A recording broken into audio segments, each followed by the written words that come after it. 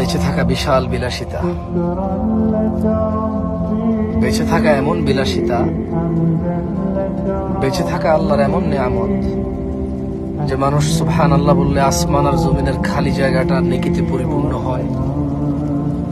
মানুষ আলহামদুলিল্লাহ বললে নেকির পাল্লা ভারী হয়ে যায়। বেঁচে থেকে মানুষ আল্লাহুম্মা সাল্লি আলা মুহাম্মাদ দুরূদ পড়লে 10টা নেকি হয়, 10টা গুনাহ ক্ষমা হয়, মর্যাদা বৃদ্ধি হয়, ওর প্রতি রহমত নাজিল হয় 10 বার। বেঁচে থাকলে ফজরের 2 রাকাত সুন্নত আদায় করলে দুনিয়াতে যা আছে এর চেয়ে বেশি কিছু পাওয়া যায়। বেঁচে থাকলে ফজরে 2, জোহরে 6, মাগরিবে 2, ইশায় 2, মোট 12 রাকাত সুন্নতে মুআক্কাদা পড়লে আল্লাহ সুবহানাহু ওয়া তাআলা জান্নাতে ঘর তৈরি করবে। যে ব্যক্তি প্রতিদিন 12 রাকাত সুন্নত আদায় করবে তার জন্য আল্লাহ একটা করে ঘর নির্মাণ করবে। সুবহানাল্লাহ।